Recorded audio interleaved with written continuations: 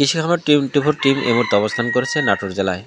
প্রচুর বৃষ্টি হচ্ছে, তার মাঝে আমরা যাওয়ার চেষ্টা করছি তেবাড়িয়া হাটে এবং আপনাদেরকে দেখাবো এই উদ্দেশ্যেই রওনা হয়েছি।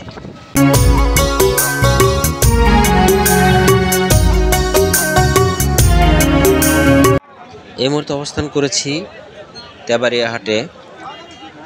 আপনারা দেখতে পাচ্ছেন ছাগলের পাঠা, এই সাইডটায় শুধু ছাগলের পাঠা রয়েছে, বিগ আকারের অনেক বড় বড় ছাগলের পাঠা। এখানে রয়েছে 1,60,000 টাকা দামের পাঠা, সেটা আপনাদেরকে দেখানোর চেষ্টা করব। মোবাইলে এগুলো ছোট দেখা গেলেও আসলে এটা কিন্তু বিগ আকারের এই পাঠাগুলো, হয়তোবা মোবাইলে ছোট দেখা যাচ্ছে কিন্তু দেখতে অনেকটাই বেশ বড়। এখানে যে এত পাটা ওঠে আসলে না দেখলে জানা ছিল না। আমি প্রথমবারই এই হাটটিতে এসেছি।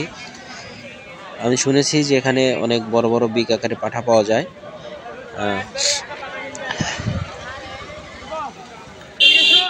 আপনারা অন্যান্য হাটের সাথে তুলনা করে দেখবেন যে এই হাটের পাঠাগুলো কতটা বড় হয়। আমার জীবনে প্রথম দেখা 1,60,000 টাকা দামের পাঠা, যেটা আমি আপনাদেরকে সামনে দেখাতে চলেছি। বৃষ্টির ফাঁকে ফাঁকে আমি ভিডিও করার চেষ্টা করেছি। প্রচুর বৃষ্টি হচ্ছে, যখন বৃষ্টি নামছে অঝরে আসলে এই দিনটাতে ক্রেতা বা বিক্রেতা অন্যান্য হাটের চেয়ে তুলনামূলকভাবে কম, কারণ সকাল থেকে বৃষ্টি হচ্ছিল। আমি মোটামুটি 12টার মতো বাজারে থেকেছি হাটে, ততক্ষণ পর্যন্ত বৃষ্টির ফাঁকে আমি ভিডিওটা করেছিলাম। যখন বৃষ্টিটা কমেছিল তখন আমি ভিডিওটা করেছিলাম। আপনারা দেখতে পাচ্ছেন যে কত বিগ আকারের বড় বড় পাঠা। আসলে আপনারা অন্যান্য হাটে দেখেছেন কিনা আমি জানি না, আমি দেখিনি, এই প্রথম দেখেছি।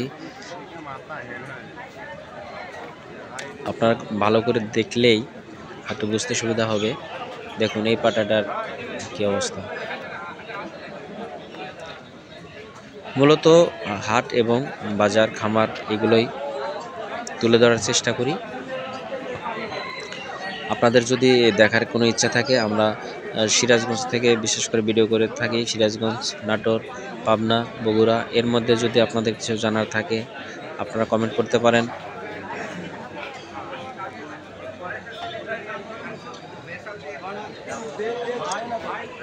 আমি এরপরে আপনাদেরকে আরও সবচেয়ে বড় যে পাঠাটা সেটা দেখানোর চেষ্টা করবো। আসলে সবগুলোই বড়, এখানে ছোট বলার অপেক্ষা রাখে না। আপনারা যারা দেখছেন তারা বুঝতে পারছেন যে এই পাঠাগুলো কত বড় বড় মাপের পাঠাগুলো। এইটার কথা বলছিলাম, এই যে পাঠাটা এটা উনি দাম চাচ্ছে 1,60,000। দেখুন, যদিও সরাসরি আমি তাদের মুখ থেকে কথা নিয়ে নিই, আগামীতে নিব। আমি জাস্ট চ্যানেলটাকে গ্রো বা শুরু করার চেষ্টা করছি। আগামীতে আপনারা সরাসরি খামারের সাথে যে কথোপকথন হবে সরাসরি আমি তা তুলে ধরার চেষ্টা করব। যদিও ভিডিওটা ততটা ভালো হয়নি আমি জানি, নিজেও জানি। যদি আমার এই ভিডিও দেখে কোনো কিছু শেখার থাকে বা বোঝার থাকে আপনারা একটা কমেন্ট করে দিবেন বা একটা লাইক করে দিবেন। আমি সাবস্ক্রাইব করতে বলছি না, আগামীতে এ ধরনের ভিডিও আসবে বা এর চেয়ে ভালো ভিডিও তৈরি করার চেষ্টা করব। আমি জানি যদি ভালো ভিডিও মেক করতে পারি বা কারোর মন মতো হয়ে থাকে তাহলে এমনিতেই